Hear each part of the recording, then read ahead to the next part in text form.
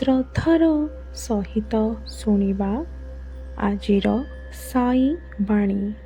ସାଇ କହୁଛନ୍ତି, ଭୟକୁ ଧରି ଚାଲ ନାହିଁ, ବିଶ୍ୱାସକୁ ଧରି ଚାଲ। ତୁମେ ଯେଉଁଠାକୁ ଯାଉଛ, ମୁଁ ସେଠାରେ ତୁମ ପାଇଁ ଅପେକ୍ଷା କରିଛି। ହୁଏତ ଆଜି ତୁମ ଜୀବନରେ ସବୁ କିଛି ସ୍ପଷ୍ଟ ଦେଖା ଯାଉନାହିଁ। ହୁଏତ ତୁମେ ଆଜି ଜାଣିପାରୁନାହଁ ଆଗକୁ କେଉଁ ପଥ ତୁମ ପାଇଁ ଖୋଲିବ। କିନ୍ତୁ ମନେ ରଖ, ଯେତେବେଳେ ହୃଦୟରେ ସାଇଙ୍କ ଉପରେ ଅଗାଢ଼ ବିଶ୍ୱାସ ଥାଏ, ସେତେବେଳେ ପ୍ରତ୍ୟେକ ପଥର ଶେଷ ଆମକୁ ଜାଣିବା ଦରକାର ନାହିଁ।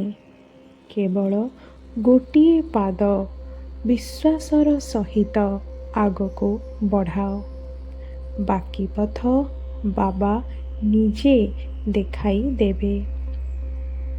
ଆଜି ଯଦି ତୁମ ମନରେ କୌଣସି ଭୟ ଅଛି, କୌଣସି ଚିନ୍ତା ଅଛି କିମ୍ବା ଭବିଷ୍ୟତକୁ ନେଇ ମନରେ ଅଶାନ୍ତି ଅଛି, ତେବେ ଆଖି ବନ୍ଦ କରି କେବଳ ଥରେ ଥରେ ବାବାଙ୍କୁ ମନେ ପକାଅ ଏବଂ କୁହ, ବାବା, ହେ ମୋର ପ୍ରିୟ ସାଇ ବାବା, ମୋତେ ମୋର ପଥ ଦେଖାଅ।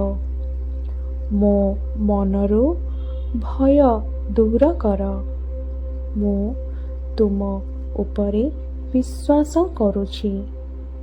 ତାପରେ ଭୟରେ ନୁହେଁ, ବିଶ୍ୱାସରେ ଆଗକୁ ବଢ଼। କାରଣ ତୁମେ ଏକା ନୁହଁ, ତୁମ ପ୍ରତ୍ୟେକ ପାଦରେ ସାଇଙ୍କ ଆଶୀର୍ବାଦ ରହିଛି। ସେ ତୁମ ଚଲାପଥର କଣ୍ଟାକୁ କାଢ଼ି ପୁଷ୍ପବୃଷ୍ଟି କରିବାକୁ ଚାହିଁ ରହିଛନ୍ତି। ଜୟ ଶ୍ରୀ ସାଇ।